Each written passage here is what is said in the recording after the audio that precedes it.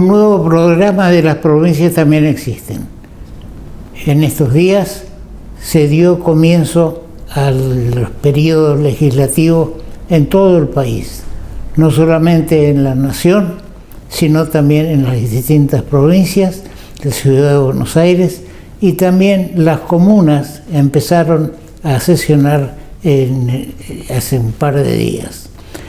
Yo quiero destacar lo siguiente, que lo que la Suprema Corte de Justicia declara es punto final a los problemas que se consideren. No podemos estar permanentemente pleiteando juicio tras juicio, apelación tras apelación. Por eso establece la Constitución Nacional que las autoridades de la Nación, título primero, Gobierno Federal, sección primera del Poder Legislativo. Acá es donde se regula de que se va a comenzar el 1 de marzo las sesiones con un discurso que da el presidente de la Nación. Ahora, así como hay un capítulo primero, también que establece el tema de la Cámara de Diputados y del Senado, en ningún artículo entre las atribuciones del Poder Ejecutivo está el de apelar los fallos de la Suprema Corte de Justicia, si no sería interminable los problemas que se presentan. En estos momentos hay una cuestión entre la ciudad de Buenos Aires y la Nación en cuanto a la atribución de disponer de los fondos públicos. Es un artículo que tiene 3 incisos y después hay 17 artículos más en los cuales se establece cuáles son las atribuciones del Poder Ejecutivo. En ninguno de ellos encontramos algo que pueda intervenir en contra del fallo de la Corte Suprema de Justicia. Ahora bien, no es lo que cada uno de nosotros siente. Por ejemplo, sería bueno de que se invierta el tema de la distribución de fondos entre la Nación y las provincias. Por eso este programa se llama Las provincias también existen. Pero hay que ajustarse a las leyes y a los fallos judiciales. Entonces tenemos que dar por cierto esta situación. Después tenemos en la sección tercera del Poder Judicial, en el cual se establecen los distintos,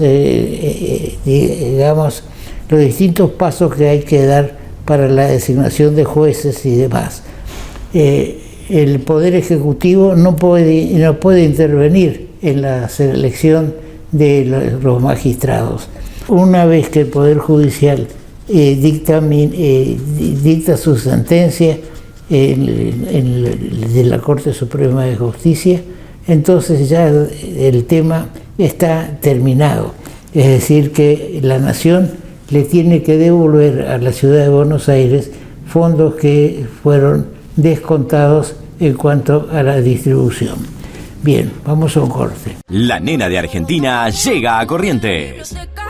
Este 25 de marzo, en el Anfiteatro Coco Marola, María Becerra. Adquirí tus entradas en 4 cuotas sin interés con tu tarjeta de crédito Visa del Banco de Corrientes en www.plateanea.com o en la casilla municipal de San Juan y Junín, todos los días de 8 a 12 y de 17 a 21 horas. Si ya tenés o pedís tu tarjeta joven o bonita hasta el 17 de marzo, participá por 10 pares de entradas para el show. ¿Te lo vas a perder? Bases y condiciones en www.promosdelbanco.com. Organiza Festo Producciones. Invita Banco, el Banco de Corrientes. En la municipalidad de Corrientes, como en otras municipalidades, comenzó también el periodo de sesiones. En esta oportunidad, el intendente Tassano resaltó que es un municipio que no tiene deudas, que tiene superávit y fondos para obras. Esto es muy importante, destacar que el municipio no tiene deudas y y que tiene fondos suficientes como para iniciar obras. Porque hay un problema que se está planteando con la autovía 12, que es digamos, el cruce de la Avenida Independencia con la Ruta 12, que está parada desde hace tiempo. Cuando se licitó se estableció 2 años para la realización de los trabajos y sin embargo ya van 7 y todavía no se termina. Y la Nación, eso es un trabajo que corresponde a la Nación, porque la ruta es la ruta nacional. Ahora, la Nación dice que son problemas de inflación y demás, pero todo eso debió preverse en el momento de licitarse y se estableció que iba a ser 2 años, debe cumplirse los 2 años, y si no, la empresa que fue adjudicataria de la obra tiene que rescindirse el contrato. No es cuestión de echar culpa a la inflación, a esto o al otro, sino que debe terminarse de una vez esa obra que es fundamental para la ciudad de Corrientes y para el desarrollo general del país, ¿no es cierto? Porque todo lo que pase en una provincia afecta al país. También el gobernador en la oportunidad anunció que el salario básico docente aumenta en un cierto 2%.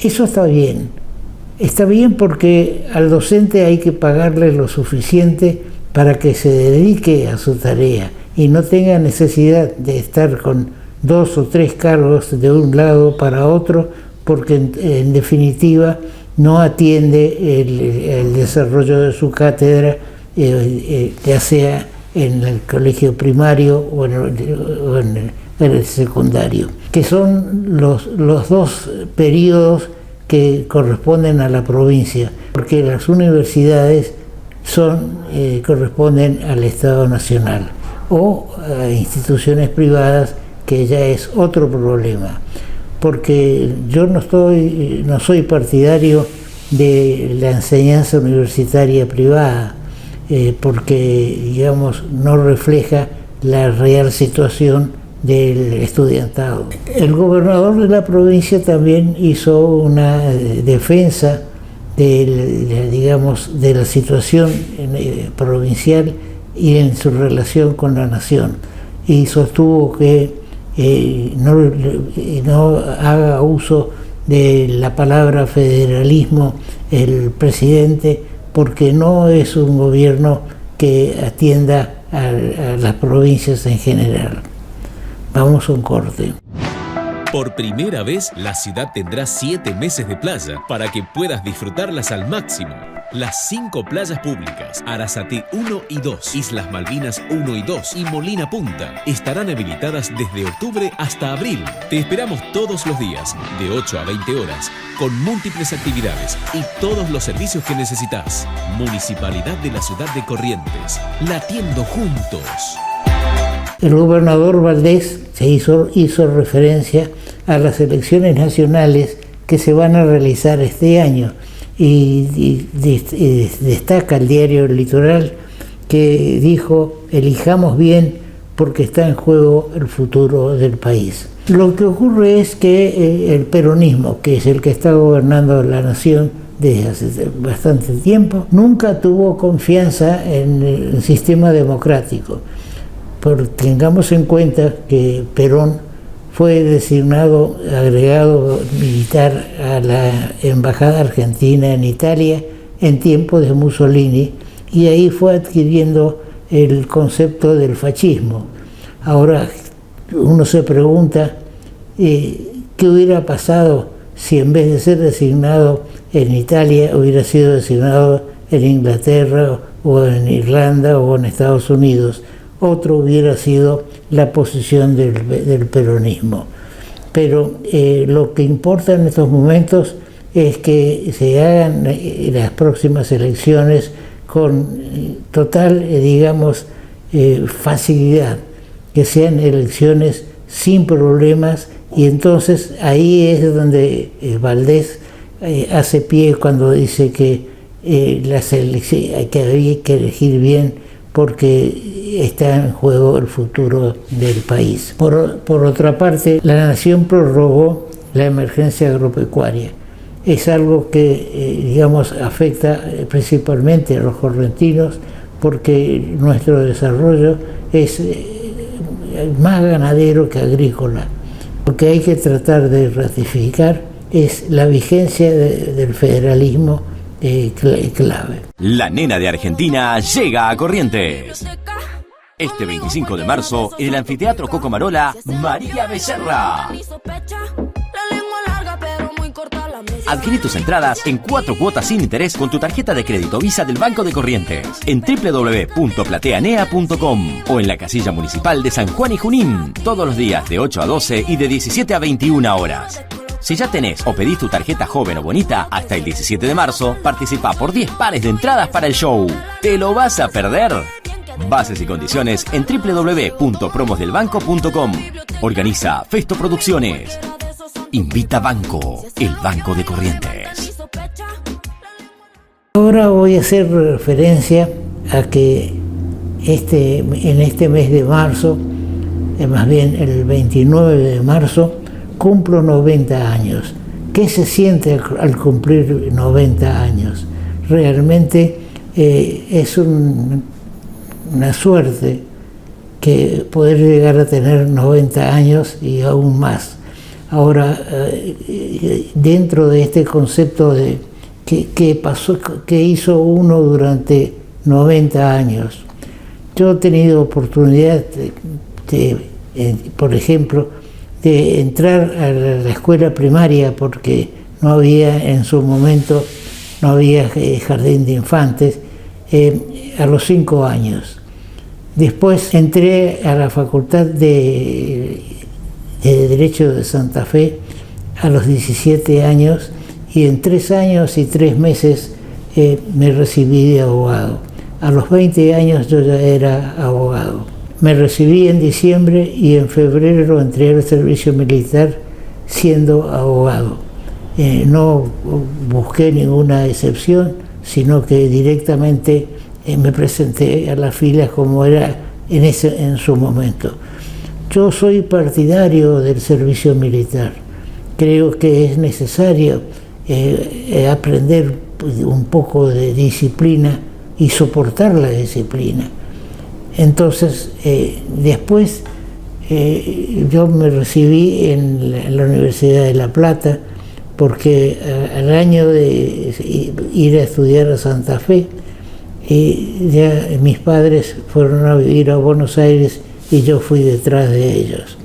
Ahora, después entré en la política, en el Partido Demócrata Progresista, fui diputado provincial, fui ministro del Poder Ejecutivo, fui asesor legal del gobierno de la provincia, es decir que hice mi carrera administrativa también en su momento. Ahora bien, cuando uno piensa en lo que pasó, lo que hizo durante 90 años, contraje matrimonio en su momento y tuve 5 hijos. Tengo, mejor dicho, 5 hijos, 15 nietos y un par de bisnietos. Bien, sigamos con el programa. Por primera vez, la ciudad tendrá 7 meses de playa para que puedas disfrutarlas al máximo. Las 5 playas públicas, Arasate 1 y 2, Islas Malvinas 1 y 2 y Molina Punta estarán habilitadas desde octubre hasta abril. Te esperamos todos los días, de 8 a 20 horas, con múltiples actividades y todos los servicios que necesitas. Municipalidad de la Ciudad de Corrientes, latiendo juntos. Estamos en el Ministerio de Educación con la señora ministra Praxedes López. Con ella vamos a hablar de algunos logros que se han hecho en la provincia en los últimos tiempos, en los 4 o 5 años, ratificados en estos momentos con la actividad que despliega la doctora Praxedes López. Muchas gracias por su tiempo, sabemos que está muy tironeada del interior y demás, pero vamos a hacer un pequeño resumen de la actividad en estos momentos. ¿Cuándo terminan las clases en Corrientes? Bueno, primero gracias por el espacio que nos da como Ministerio de Educación, más allá que esté al frente del Ministerio. Sí, nosotros estamos terminando las clases el día 7 de diciembre, así que enseguida, pero siguen los alumnos porque algunos tienen el proceso de aprobación y los exámenes se vienen, así que bueno, pero el 7 estamos finalizando las clases. ¿Y comienzan el año que viene? El 28 de febrero estamos iniciando el periodo escolar. El 28 de febrero. Así es. ¿Quedaron muchas deserciones después de la epidemia? Nosotros trabajamos intensamente, nosotros sabemos que fue revincularse y volver a estar en las trayectorias escolares. Tuvimos equipos fuertemente trabajando en ese sentido. Estamos conformes, más allá que nunca vamos a estar satisfechos, porque eso sea cuando el 100% de los estudiantes en edad escolar estén en la escuela primaria o secundaria y que terminen tanto cualquiera de los niveles obligatorios, que terminen la primaria, que terminen la secundaria. Vengo recién de un cierre de jornada donde con el programa Egresar de la provincia más de 800 alumnos terminaron su estudio secundario. Eso viene de la educación común, pero también tenemos otro programa como Finestec que promueve la terminalidad de nuestros alumnos de la educación técnica, porque sabemos que deben terminar su escuela técnica, pueden hacerlo con una escuela común, pero fue tan alto el compromiso de esos alumnos cuando tienen como primera opción ser técnicos, y bueno, tenemos que tratar de promover que terminen ese título. En el presupuesto que todavía está en tratamiento en el Senado, el presupuesto provincial, ¿se ha considerado dentro de lo posible el tema educativo? Sí, sin duda, fue uno de los mayores presupuestos que tiene la provincia, donde realmente hay unas líneas de la Subsecretaría de Innovación Educativa que se encarga hoy, que lo creó este año el gobernador de la provincia, y que está a cargo de la licenciada Buontempo, y donde realmente ahí se trabaja todo lo que es innovación educativa, todo lo que es saberes digitales, programación, robótica. Estamos armando también club de programadores, estamos haciendo como un eje transversal muy importante entre nuestras escuelas técnicas y comunes, así que, y también ahí articulamos alguna política en ese sentido con la Municipalidad de Corrientes, así que bueno, trabajando fuertemente, pero desde el Ministerio vamos a ir haciéndolo también en la provincia, en cada uno de los municipios, con algunos intendentes para que realmente se pueda promover la programación, que sabemos que es muy importante. Sí, usted habló de los intendentes. ¿En el interior también se está produciendo o se está trabajando en ese sentido? Sí, totalmente. Es decir, nosotros trabajamos con todo el interior, terminamos recién una muestra de autos eléctricos que fue realmente muy novedoso. Sí, he leído. Sí, así que bueno, realmente eso fue muy novedoso, pudimos hacerle con todas las escuelas de la provincia técnica que accedieron a hacerlo. Ahí hubo un trabajo interdisciplinario entre la mecánica, la electricidad, la mecánica, así que hay un trabajo articulado muy fuerte y que los alumnos tuvieron una gran experiencia. Vino hasta la escuela más lejana, la de Mocoretá, la de Concepción, y realmente tuvieron logros y eso nos llena de satisfacción que pudieron tener ese tipo de aprendizaje. Es importante porque mucha gente del interior, al no encontrar ubicación para sus ideas, vienen a la capital y van despoblando el interior o digamos alejándose de sus bases, ¿no es cierto? No, como política educativa y política del gobierno de la provincia que nos pidió el gobernador es fundamentalmente eso, que fomentemos los lugares de arraigo rural. Nosotros tenemos muchas zonas rurales, por eso fomentamos el tema de las acompañamos a la CEFA, acompañamos a las escuelas agrotécnicas y las escuelas técnicas. Nosotros tenemos hoy en la escuela primaria, tenemos una hora más en todas las escuelas rurales de la provincia, de la escuela primaria. El año que viene van a ser las escuelas de primera categoría para llegar al 100%. Y los acompañamos, hemos llegado al lugar más lejano para que se pudiera hacer, para que esos docentes puedan compartir experiencia con nuestros equipos técnicos, y la verdad que fue una gran experiencia y sin duda creo que esa decisión vino para quedarse y sin duda muy importante para nuestros alumnos. Sí, lo hemos notado al gobernador muy interesado en el tema educativo. Eso es positivo para el futuro, ¿no es cierto? Ahora se nota que faltan electricistas, faltan carpinteros y demás. ¿Está contemplado alguna arte, decíamos, de artes y oficios? Hoy tiene otra denominación. Nosotros dentro de educación tenemos muchísima oferta en carpintería, en electricidad. Seguramente que se van perdiendo, estamos por trabajar con los egresados, con los que salen de cada uno de ellos. A veces no sabemos dónde están realmente esos electricistas, esos carpinteros, y que seguimos fomentando de las escuelas nosotros tenemos acá Copico, que realmente tiene muchos alumnos, la Escuela Beltrán, la Escuela Rivadavia. Es decir, seguimos fomentando y por supuesto tenemos que articular con la formación general de nuestras escuelas técnicas. Es decir, uno piensa por ejemplo, en un técnico que sale de la escuela agrotécnica, que es el técnico agropecuario, y tiene que saber de mecánica y electricidad. Entonces nosotros promovemos con esos títulos que también tiene el título secundario, también puedan tener ese adicional, porque se le queda el tractor en el medio del campo, tiene que saber electricidad en medio del campo, tiene que saber a ver qué puede hacer con su infraestructura. Así que promovemos también eso y estamos haciendo algunos diseños y algunos tenemos en ese sentido. Pero este año tuvimos además la oferta de una nueva técnica, que es la escuela secundaria. Por supuesto, eso se llevó a una edad que es el mayor de 15 años y que sale con una formación profesional. Es decir, vos tenés tu título secundario, pero además sos mecánico, pues electricista, pues eso sí. Eso es correcto. Tenemos 22 escuelas que estamos este año que comenzamos y van a terminar en 3 años, 4, vamos a tener los primeros egresados. Hace muchos años, la década del 60, yo fui profesor de la escuela industrial que estaba en la calle Carlos Pellegrini, Salta, que era nacional, pero después donde enseñaba lo vinculado con la abogacía, por supuesto, ¿no es cierto? No en otra forma, porque para que aparte de aprender un oficio tuvieran conocimientos generales de lo que es la institución, la república y demás. Ahora, digamos, ¿usted nota que faltan más escuelas, que hay más demanda por parte de alumnos? Nosotros estamos licitando 4 escuelas. El gobierno de la provincia, a través del gobernador de la provincia, está atento a la demanda matricular. Donde hay necesidad de una escuela, la escuela la vamos habilitando.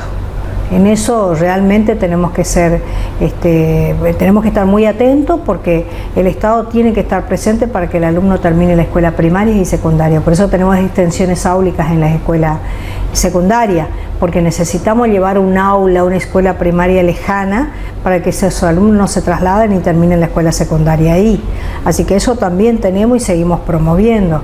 A la necesidad de una determinada escuela primaria que ve que esos alumnos pueden dejarse la escuela o no terminar la escuela secundaria porque por la distancia, llevamos extensiones áulicas, ¿no? Estamos muy atentos. La verdad es que hoy están todos los alumnos que tenemos están contemplados dentro del sistema educativo, así que... Ahora, ¿la vinculación con la universidad se está haciendo? Sí, totalmente. Estamos cerrando los acuerdos finales. Queremos hacer, nosotros nos interesa mucho en la formación docente, una especialización que sea en lo que necesitamos, matemática, lengua, ciencias, nos dijo en la anterior visita. Así que tenemos que articular, está creando una escuela de oficio que también lo hemos conversado y que tenemos que articular para que realmente esa trayectoria se pueda dar y se pueda reconocer desde nuestras escuelas para seguir la universidad. Por supuesto que sí. Los celulares han sido un elemento negativo en cuanto a lengua y matemáticas, porque antes teníamos que escribir y hacer digamos, en matemáticas, aprender las tablas, dividir.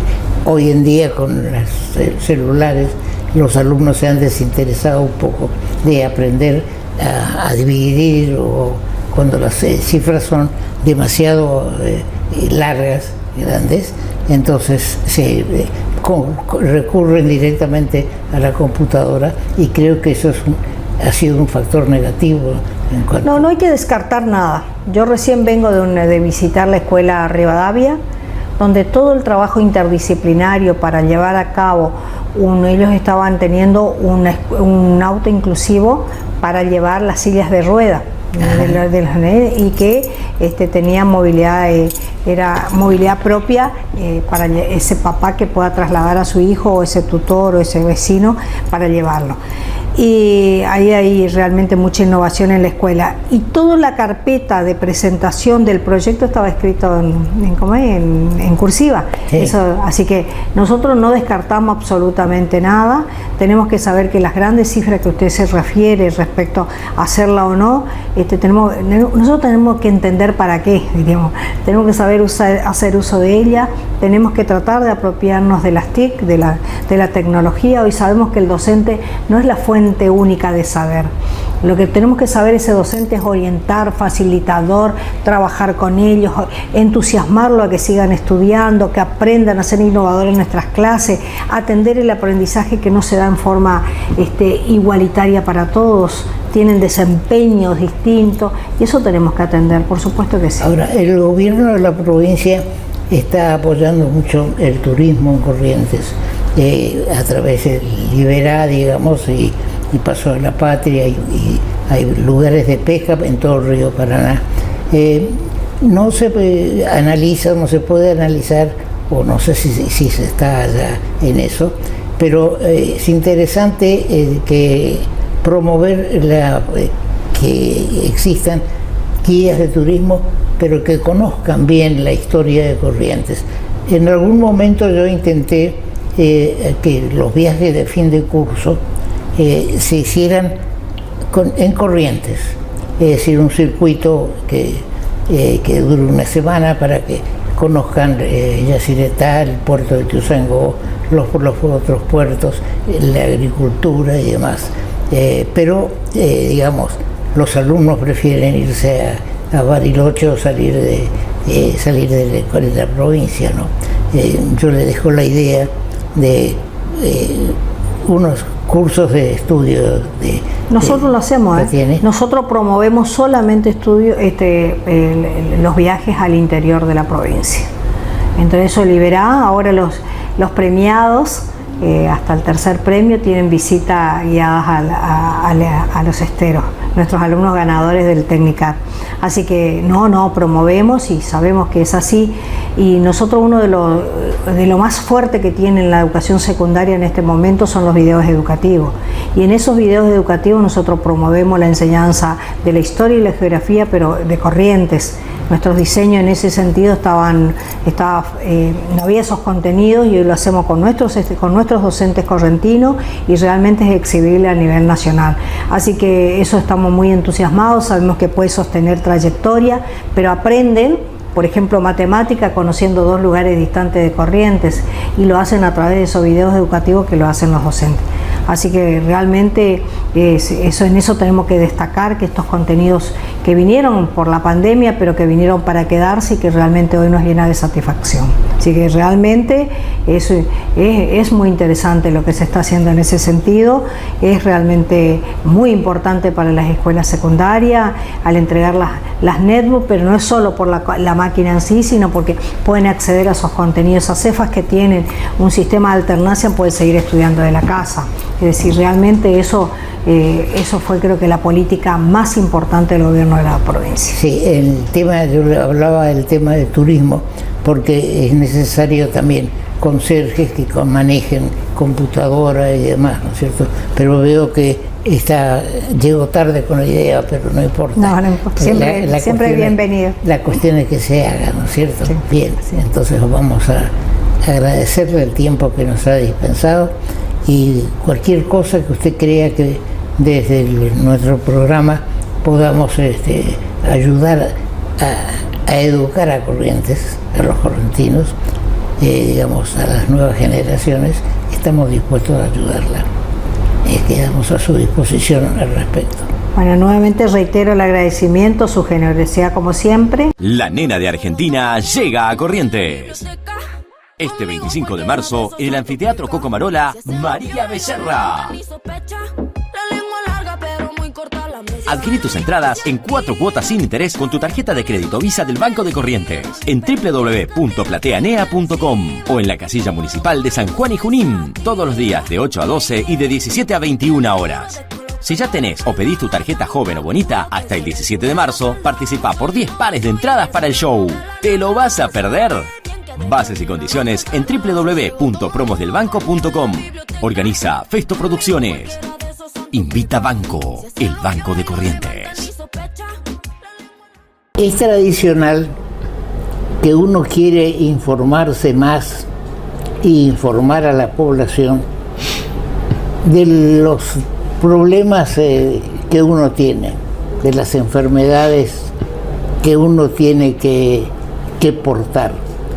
Por eso invitamos al doctor Mario Rodríguez, que es responsable de la Red Provincial de Diabetes de la provincia.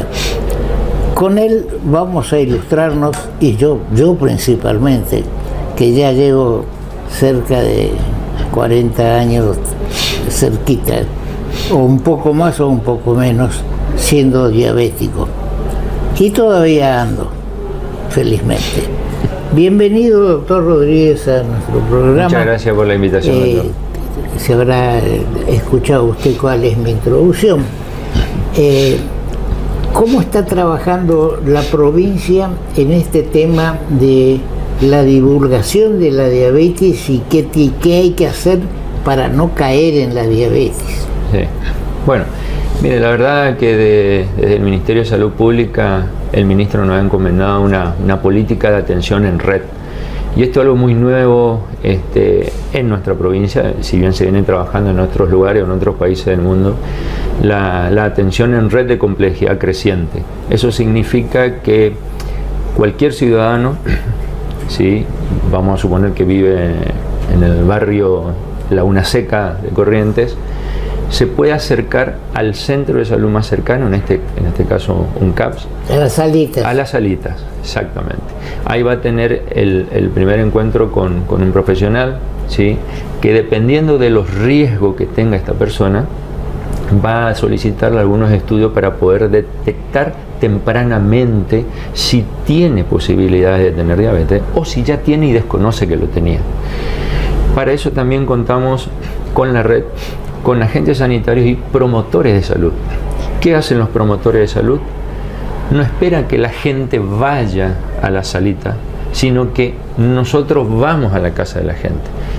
Los promotores de salud llegan a las casas, le entrevistan a los familiares, al grupo familiar, y van detectando riesgos, ¿sí?, o factores de riesgo para aquellas personas que puedan tener diabetes, y poder derivarlo oportunamente a ese centro de salud, a ese CAPS o a esa sala, para que el profesional médico le realice los estudios pertinentes para poder detectar a tiempo. ¿Es suficiente, digamos, lo que yo me hago todos los días el análisis me pincho el dedo para la glucemia, sí, capilar en el dedo?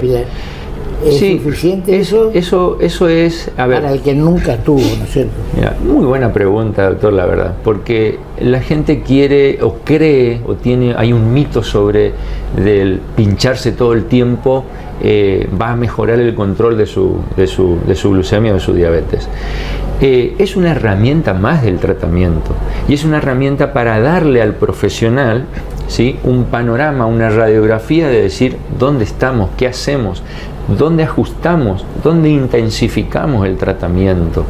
Pero no es algo que va de por sí solo y que es exclusivamente el tratamiento. Le digo porque muchas de las personas con diabetes, lo primero que preguntan es, ya sea en un centro de salud o aquellos que tienen obra social, le preguntan a su médico, ¿y no me va a dar el aparatito y la estirita para pincharme el dedo?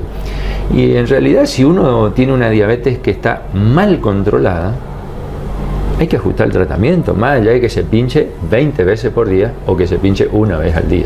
Entonces hay que tener en cuenta eso de que el control que hace el paciente pinchándose el dedo es para que el médico tome una conducta sobre ese tratamiento. Pero no es, en algún momento puede ser que no necesite. Ahora, aquellos pacientes que usan insulina, es fundamental que utilicen ese automonitoreo, decimos nosotros, ¿sí?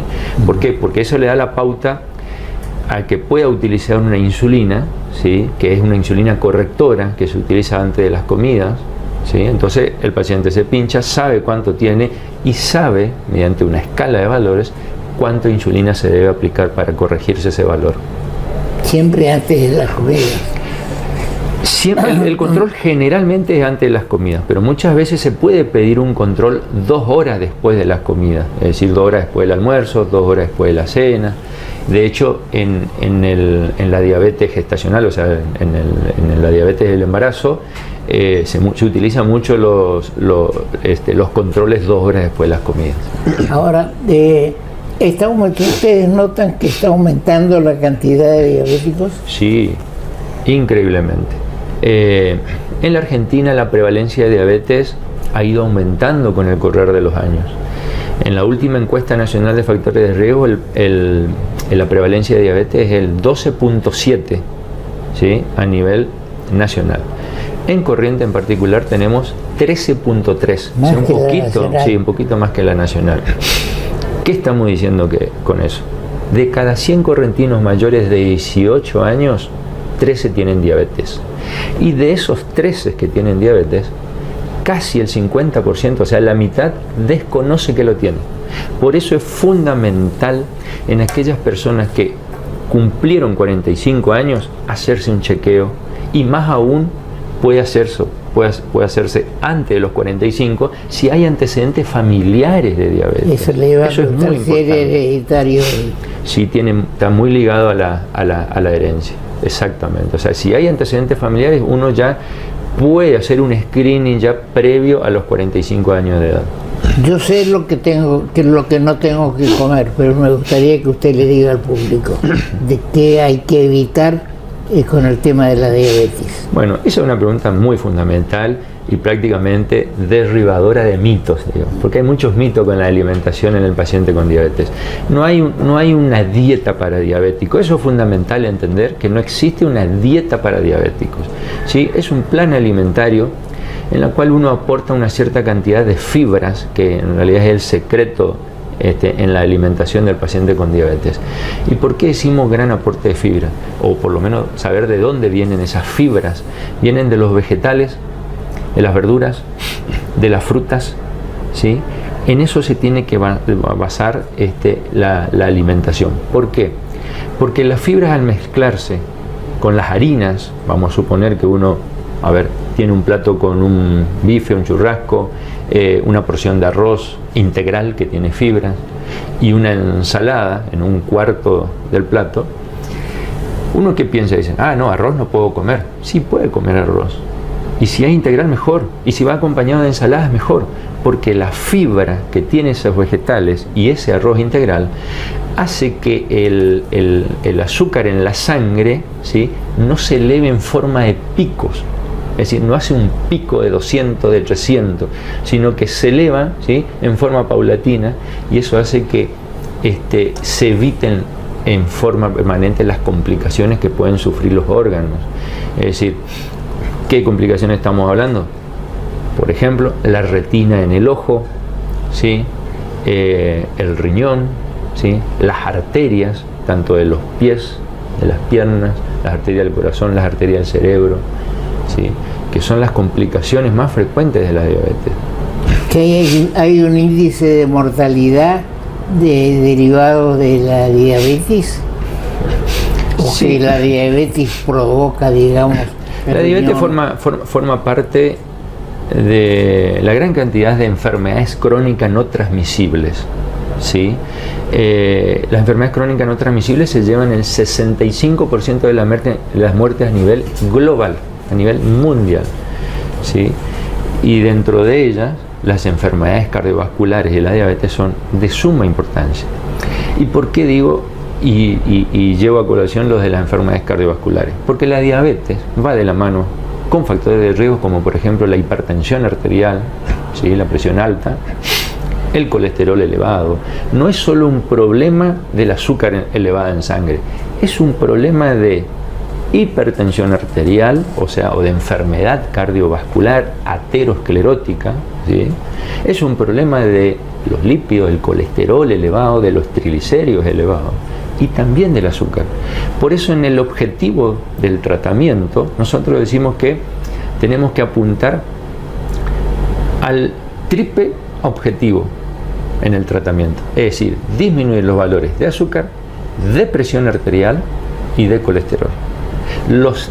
Esos tres factores son de suma importancia atacarlos cuando están desbordados, descontrolados, porque uno puede estar muy bien de la diabetes, muy bien de su azúcar, pero si la hipertensión no está controlada, si la presión no está controlada y el colesterol está elevado, podemos llegar a tener complicaciones. Ahora, cuando hablamos del azúcar, ¿hablamos de los dulces? Sí, cuando hablamos de azúcar en los alimentos, hablamos de dulces. ¿Y del chocolate?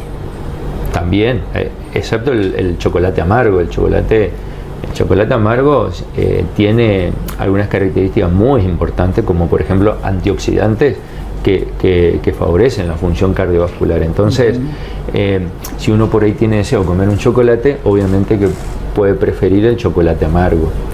Y en cuanto a las frutas también, que es otro mito, que dicen no, que el diabético no puede comer sandía, que no puede comer banana. El diabético puede comer cualquier fruta. Lo que hay que hacerlo en forma medida. Es decir, tenemos una cultura en Corrientes, por ejemplo, la sandía. El diabético generalmente tiene el mito de que no puede comer sandía, y en realidad sí puede comer sandía. Si bien es una fruta que tiene mucho azúcar, pero el problema es que el correntino se sienta a comer la mitad de la sandía, no una rodaja de sandía. Ahí está el inconveniente. Lo mismo pasa con la naranja, lo mismo pasa con la banana. Pero si uno acomoda un poco eso en su día, ¿sí?, en su plan alimentario, y dice, bueno, a media mañana me como una manzana, después del almuerzo como una banana, a la noche me como una mandarina o una pera, no va a tener ningún problema ni ninguna complicación. Al contrario, estamos aportando fibras. Es decir, la carne. Con la carne no hay ningún inconveniente, porque la carne es netamente proteína y grasa. Lo que tenemos que saber es elegir que el corte de la carne sea magro. Ahí está. Vale. Igual que yo siempre digo, y me encanta la carne de cerdo, pero también hay un mito sobre eso, que la gente le tiene miedo a la carne de cerdo, pero en realidad muchas veces le tiene miedo, pero el cerdo tiene mucha grasa abajo de la piel. Lo que hay que buscar es un corte del cerdo o de vaca o de pollo que sea magro. Es decir, vamos a suponer el lomito de cerdo, el solomillo, famoso solomillo, es una carne muy magra, y a veces mucho más magra que un lomito de vacuno. De vacuno. Yo recuerdo que no hace muchos años, un productor colombiano de pollos decía de que tenía mucho menos complicación que comer el vacuno, ¿no? ¿Cierto? Porque le afectaba que se hiciera publicidad, porque le afectaba su producción. Ahora, ¿el pollo es preferible a la carne vacuna o también? Y es preferible porque tiene menos grasa, y sobre todo en la Suprema, donde menos grasa hay, es muy buena la calidad de la carne.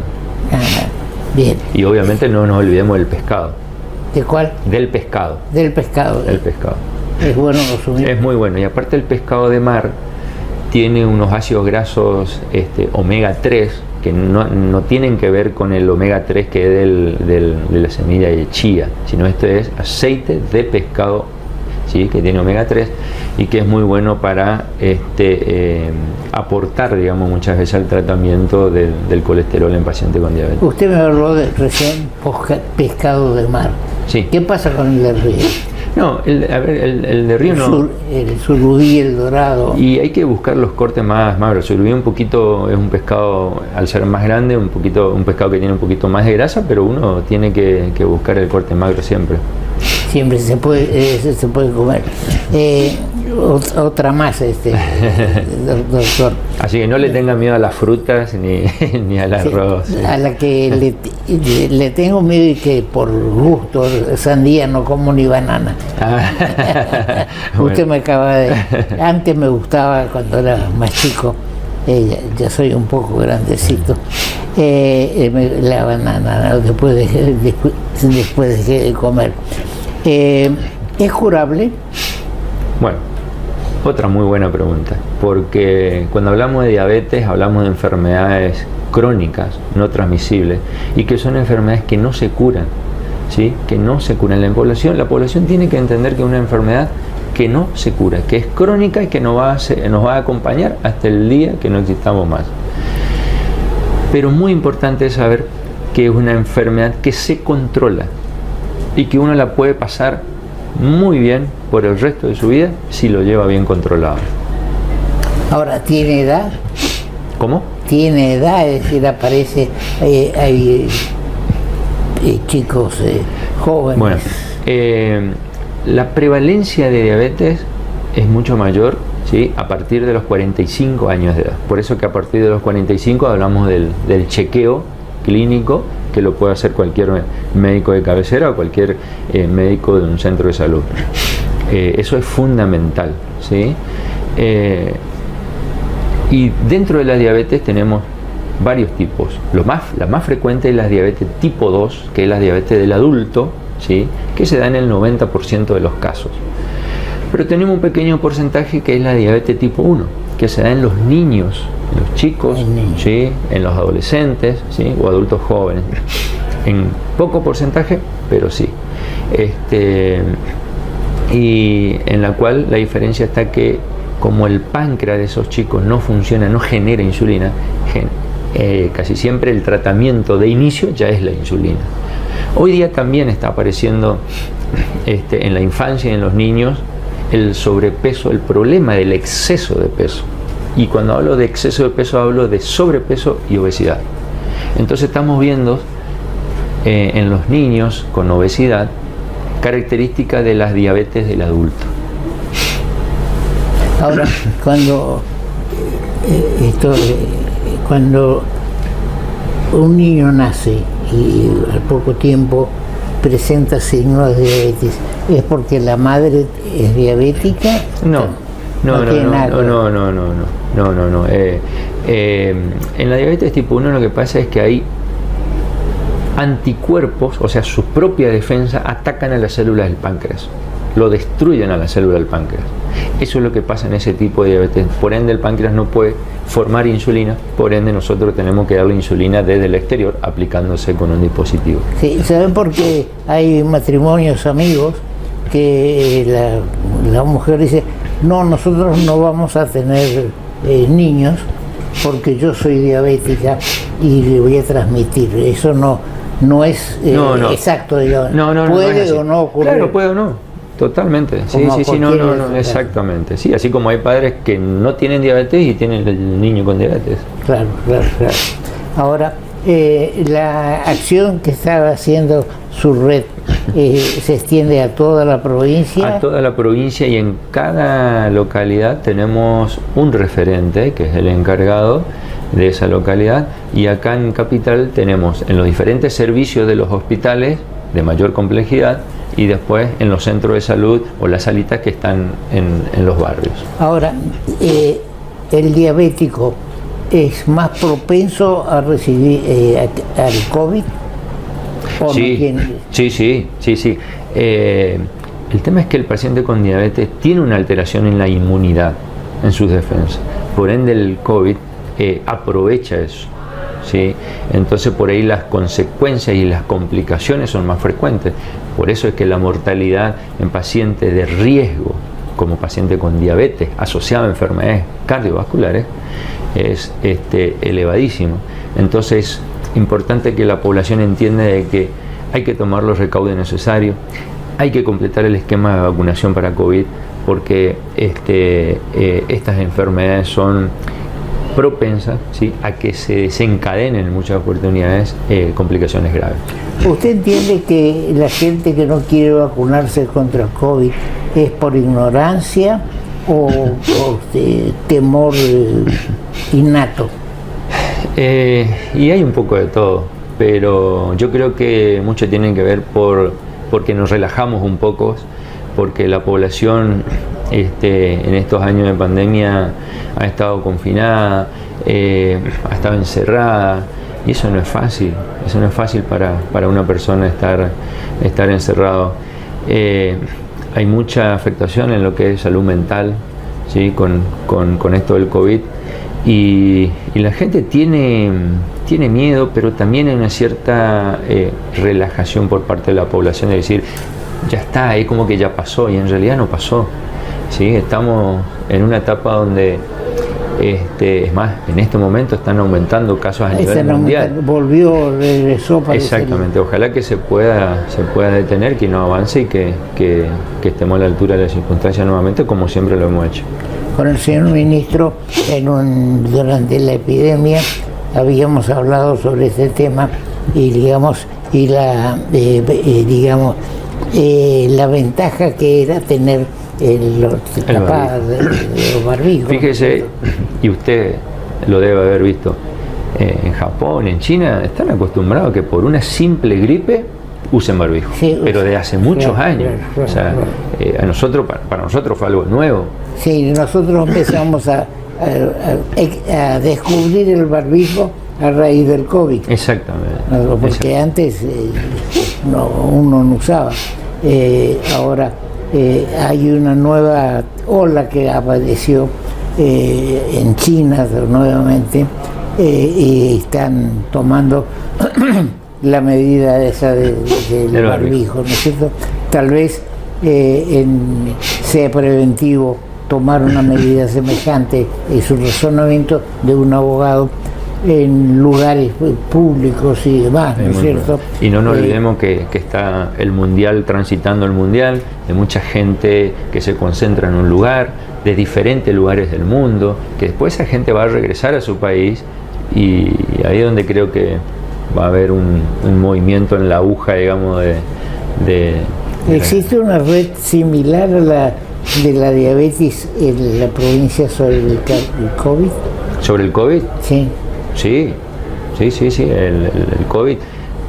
A ver, la coordinadora, que es la doctora Angelina Bobadilla, ha demostrado la capacidad de manejar una pandemia y haber estado a la altura de las circunstancias, y la visión del señor gobernador y el ministro de haber implementado el hospital de campaña, que me parece que ha sido sumamente importante, y el gran acierto de esta gestión, porque tratar pacientes con COVID en un solo lugar donde tenés toda la complejidad es fundamental, ¿sí? Así no se escapan casos, o no hay fuga de casos en otras localidades. Sí, he leído que en diarios que la epidemia de COVID hizo olvidar otras enfermedades, entre ellas el cáncer, y que entonces ahora se volvió a la investigación del cáncer. De hecho, el cáncer, que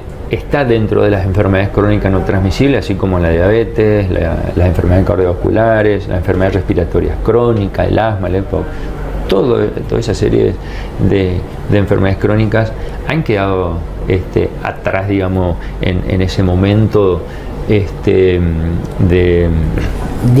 COVID, exactamente. La gente dejó de acudir a sus controles, si bien se le aseguraba la medicación, pero la gente tenía temor a salir, ir a la consulta, ir a un CAPS, ir a un hospital. Entonces, como quedó atrás. Hoy estamos retomando, hoy estamos viendo que las consultas están aumentando, ¿sí? El paciente ya no tiene tanto miedo y tiene confianza para asistir al centro de salud. Afortunadamente, el gobierno de la provincia resolvió dejar el hogar escuela como hospital, o iniciar la construcción de un instituto oncológico, sí, que es para los casos de tratamiento de cáncer, que trabajaría, según lo que entiendo, en la misma forma como trabaja el Instituto de Cardiología, sí, digamos, ¿no es cierto? Sí, son ideas que el ministro ha desarrollado junto con el gobernador. Cierto, increíble, y algo que hacía falta en nuestra provincia, sí, y en la región. Sí, Corrientes puede convertirse en todo el nordeste en un, digamos, en un polo médico de trascendencia, teniendo la Facultad de Medicina como tiene en estos momentos. Hay que resaltar, doctor, que uno puede tener una visión de una política de salud, pero si uno no tiene detrás de eso el acompañamiento del decisor político, que es el que tiene que decir esto hacemos, en esto invertimos, uno no hace nada. Entonces eso es fundamental destacar, porque muchos podemos tener, aquellos que estamos en la salud pública, muchas ideas, muchos proyectos, pero si vos no tenés atrás un decisor político, un gobernador que apoye lo que vos, que esté convencido de lo que vos le estás diciendo, no vas a lograr nada. Entonces en ese sentido, desde el Ministerio de Salud y las políticas de salud se han logrado muchísimo para la provincia. Este programa se llama Las Provincias También Existen, como un reclamo a que las cosas se centran en Buenos Aires y no se desarrollan en las provincias. No solamente el tema médico, sino la mayoría de las cosas, muchas veces el caso de la luz, producimos en Ituzaingó, digamos, y resulta que la luz va de allá. Va primero para otros lugares, menos para Corrientes. Lo mismo nuestro programa tiene que ir a Buenos Aires, y de Buenos Aires entra en la cadena nacional recién, de decir que tenemos que apoyar todo aquello que sea tendiente a que existan varios polos, por ejemplo en el nordeste, Corrientes, con la actividad que desarrolla el ministro y el gobernador, digamos, a través de ustedes también, es una cuestión importante. Pero totalmente.